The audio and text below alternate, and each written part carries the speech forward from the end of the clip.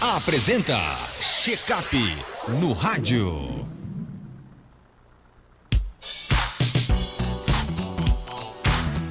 O quadro Check-up no rádio de hoje recebe o médico endocrinologista Dr. Alcebiades Neto. Seja bem-vindo aqui ao nosso Panorama 96. Dr. Alcebiades, bom dia. Bom dia, Marcos. Diante de uma notícia triste, né, desejar meus sentimentos aí aos familiares dos falecidos, né? Mais uma tragédia, infelizmente. O nosso tema de hoje é o uso de medicamentos para tratamento da obesidade, né? Quais são os critérios importantes que um paciente deve considerar antes de iniciar um tratamento medicamentoso para a obesidade? Então, Marcos, é um tema que vem sendo debatido cada vez mais, né, tanto pela nós médicos, né, da área da saúde, quanto os leigos, né, quando devemos iniciar o tratamento para a obesidade, né? Então, na verdade, hoje a obesidade é dividida em três grupos, né, ao grau 1, grau 2 e grau 3, né, que antigamente se chamava de obesidade mórbida. E aí, a partir da obesidade grau 1, que é aquela do IMC acima de 30, né, dependendo do perfil da pessoa, né, a gente indica o tratamento, né, contra a obesidade, né. Então, esse tratamento, antes de qualquer coisa, né, é realizado não só por medicamento, ela é realizada também e principalmente, né, pela mudança do estilo de vida, principalmente a reeducação alimentar, né? Então, a dieta nesses casos são dietas restritivas, né? Uma dieta geralmente com bastante sucesso, e a atividade física ela vem para complementar, né? Ela sozinha, a atividade física sem a dieta, ela não tem o efeito desejado, e a dieta sem atividade física até reduz peso, mas não é tão efetivo quanto os dois juntos. E a medicação entra para dar um plus, né, nessa perda de peso. E esse plus que a medicação dá, ela tem determinadas potências, né? Então, a medicação X vai causar uma perda de peso mais significativa, dependendo do seu perfil. E aí a gente traça esse perfil, né, de acordo com o tipo de alimentação da pessoa, de acordo com o perfil alimentar, que nos últimos anos a gente vem descobrindo, né, através de observação, diferentes perfis, né? Então tem gente que come mais à noite, proporcionalmente mais à noite do que durante o dia. Tem pessoas que beliscam muito, tem pessoas que tem aquele comer emocional, né? Que não é aquele comer fisiológico, aquela fome fisiológica, aquela fome emocional de ver um determinado alimento, né? E sentir naquele alimento, mesmo sem fome, com vontade de comer, né, porque tem uma memória afetiva sobre aquele alimento, né? Então, de acordo com esses perfis, é que a gente escolhe o tratamento, né, e de acordo com o IMC também, a gente vai escolher a maior potência ou a menor potência. Agora, quando você coloca, por exemplo, na balança, né, os medicamentos e outras abordagens, mudanças de estilo de vida, cirurgia bariátrica, há como comparar qual a mais importante, qual a mais eficaz? A mais eficaz, não há dúvida, né, Marcos? É a cirurgia bariátrica em termos de resultado, né? Só que a cirurgia bariátrica ela não está indicada para todo o público, né? Todo obeso. Ela está indicada para uma população específica, que são aquelas de obesidade grau 3, né? A obesidade grau 2 com comorbidades, ou seja, aquelas pessoas que têm um excesso de peso, mas tem um diabetes, por exemplo, uma pressão alta, uma gordura no fígado, né, que é a esteatose hepática, que tem alteração do colesterol, a apneia do sono, enfim. Tem uma lista de doenças que se encaixam nesse perfil de obesidade grau 2 que podem indicar. O que, na verdade, se fala muito da cirurgia bariátrica é em relação ao resultado, né? O resultado dela é muito bom, só que para que aquela pessoa mantenha aquele peso perdido, né, que ela adquiriu após a bariátrica, ela precisa de fato entender que ela tem que passar por todo um processo, né? Ela tem que ter tentativas de forma de reeducação alimentar, de atividade física e, idealmente, ela já tenha que ter realizado algum tratamento medicamentoso também para a obesidade, para ter uma falha das medicações e aí realmente indicar a cirurgia bariátrica. As medicações hoje são muito seguras do ponto de vista de efeitos colaterais, né? As medicações no passado ela tinha um certo perfil de insegurança, né? Essas medicações elas foram retiradas do mercado e hoje as que sobram, né, são medicações seguras, eficazes, mas que sozinha, sem mudança do estilo de vida, realmente elas perdem potência. Então é importante que a pessoa, de fato, nesse período de reeducação, inclua a dieta, a atividade física antes do uso do medicamento, né? Ou até mesmo antes da cirurgia bariátrica. Agora, doutor Alcibiades, quais são os medicamentos mais comuns utilizados no tratamento da obesidade e como é que eles funcionam? Então, as medicações mais comuns utilizadas, né, que a gente tem aprovada para o tratamento da obesidade, elas são a sibutramina, né, que é uma medicação mais antiga, do final da década de 90. É uma medicação muito boa, né, que tem um perfil para esse comer noturno, né, muito bom. Tem um perfil para um comer ansioso, aquela pessoa que belisca, gosta de chocolate, por exemplo, ela tem um perfil muito bom. O efeito colateral dessa medicação é exatamente boca seca, né? Ela pode dar como efeito colateral boca seca, que dependendo da profissão pode ser um problema, né? E aí a gente, para cortar esse efeito, pede para ingerir bastante líquido durante o dia, né? Existe o Orlistat, que é uma medicação, acho que é uma das mais antigas, né? Que aí ela tem um efeito na diminuição da absorção de gordura nas fezes, né? Aliás, de gordura alimentar, e aí a gordura sai nas fezes. Não é uma medicação de potência muito alta, não é a minha preferida, por exemplo, pelo custo-benefício. É uma medicação que tem um custo alto para um benefício baixo, né? E tem efeitos colaterais, como, por exemplo, redução de vitamina D, né? Essas vitaminas que precisam de gordura para ser absorvida, que é a vitamina A, D, E e K, elas podem ser reduzidas, né, a sua absorção devido à medicação. E tem as medicações mais atuais, né, que são as famosas canetas, né? Tem o nome comercial, né? A liraglutida, né? Que é a genérica, e a semaglutida, né? Que são uma de aplicação diária, a outra de aplicação semanal, né? Essas canetas elas têm uma potência maior, são mais novas, entraram no mercado agora no final de 2010, né? Na década de 2010 para cá. Foram medicações criadas para tratar diabetes, mas que a gente viu um efeito na redução do apetite, então elas diminuem a quantidade de alimento, porque causam uma certa saciedade precoce, né? A pessoa consegue comer pequenas porções e se sentir satisfeito, né?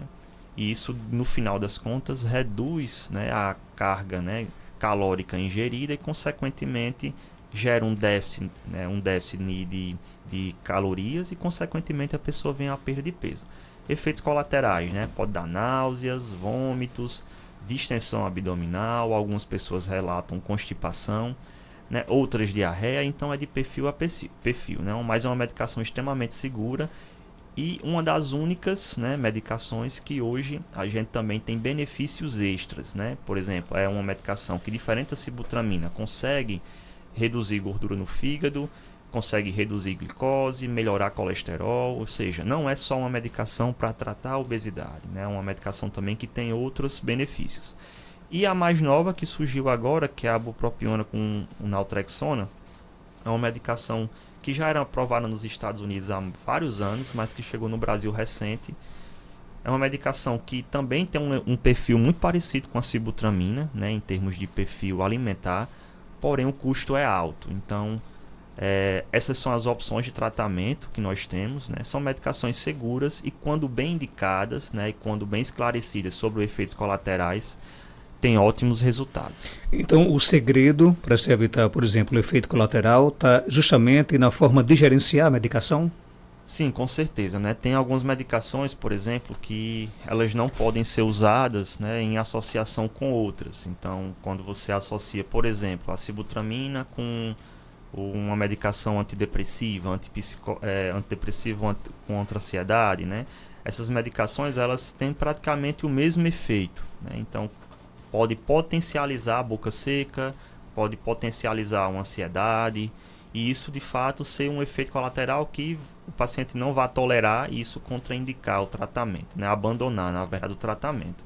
Então, o gerenciamento das medicações, a constância do uso, né, o relato de efeitos colaterais, o acompanhamento do profissional médico é importante, né, para que haja a menor quantidade de abandono possível. Doutor Alcebiades, qual é o papel do acompanhamento médico regular durante o tratamento para a obesidade? É importante? É tão importante quanto o acompanhamento nutricional, né? Não existe, aqui na obesidade, não existe um profissional mais importante que o outro, né? Todos são importantes, o médico ele tem a importância de, na consulta, pelo menos, eu gosto muito de fazer uma consulta motivacional, né? Que foi quando eu aprendi na residência que a abordagem da obesidade ela tem que ser uma consulta motivacional, em que você estimule uma prática de vida saudável, né? Parabenizar o paciente pelos resultados conquistados, informar caso o resultado não tenha sido esperado, né? Que ele pode conseguir resultados melhores, checar os erros, né? Onde é que está errando?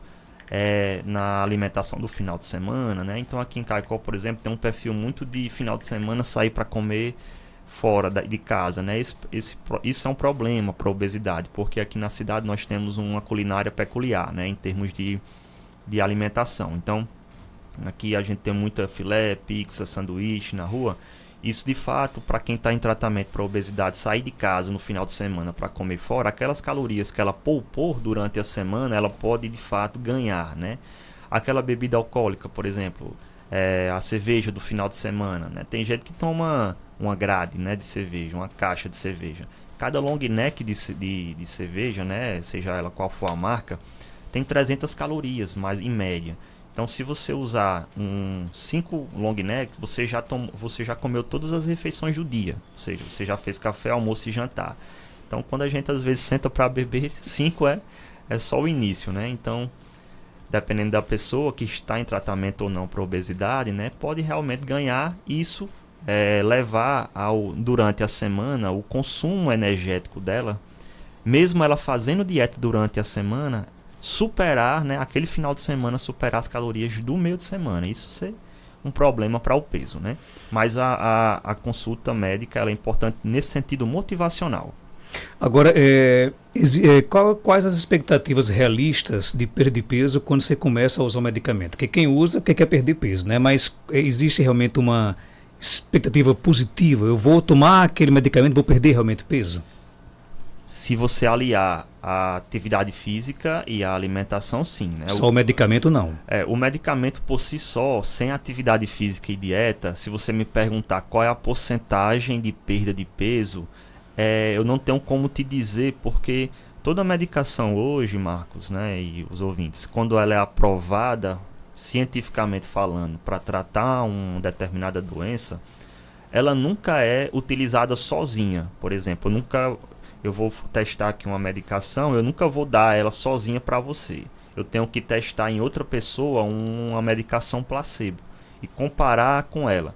E o nosso placebo é a atividade física e a dieta. Então, quando alguém vai testar uma medicação, ela coloca atividade física e dieta para todo mundo, e para uma população específica, ela usa aquele remédio que ela quer testar, que no caso é a obesidade. E ela vai comparar em quem fez atividade física e dieta e quem é que fez atividade física, dieta e a medicação. Então, ela nunca vai comparar a medicação versus a atividade física e dieta, porque seria injusto do ponto de vista científico, é uma antiética. Então, não tenho como realmente eu dizer isso, né?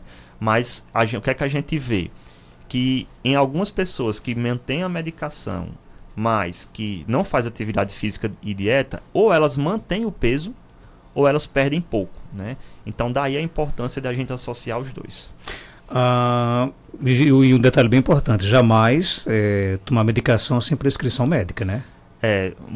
Isso é muito importante, porque a gente vem vendo muito hoje aqui nos meios de comunicação, né, de uma certa forma, que está sendo desenfreados dessas canetas, né, Marcos? O Ozempic, o Saxenda, e a gente vê aí nas redes sociais, né, as consequências do uso, né? As pessoas às vezes apresentam refluxo intenso, gastrites, né, vômitos, e em alguns casos pode até levar a procura na urgência, né, internamentos. Então, realmente tem que ser bem indicado e com acompanhamento profissional. Aqui no nosso WhatsApp, o nosso vídeo pergunta: problemas na tireoide contribuem para ganhar peso?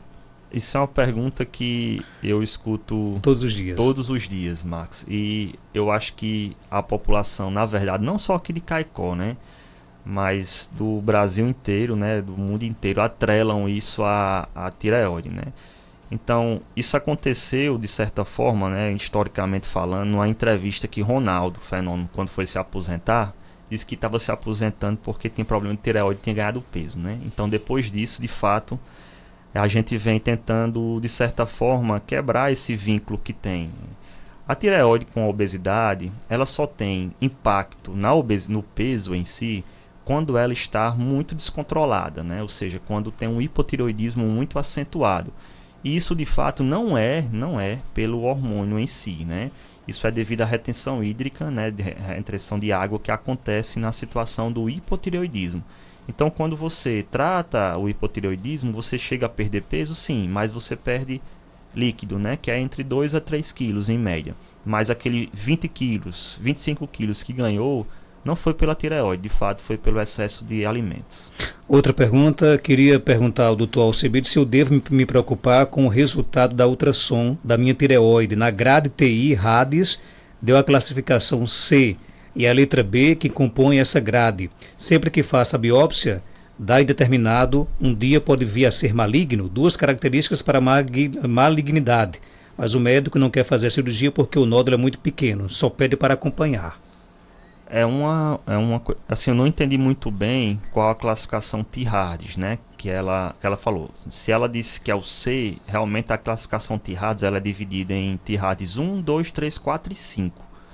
Então, não existe essa classificação C. Existe, dentro do 4, existe o 4A, 4B e 4C. Eu acredito que o dela seja o 4C, né? Ela não colocou aí o grau, mas deve ser o 4C porque o 1, o 2, o 3 e o 5 não tem a subclassificação em letras. E o Bethesda, que é o da punção, deve ter dado categoria 3, Bethesda 3, que é indeterminado.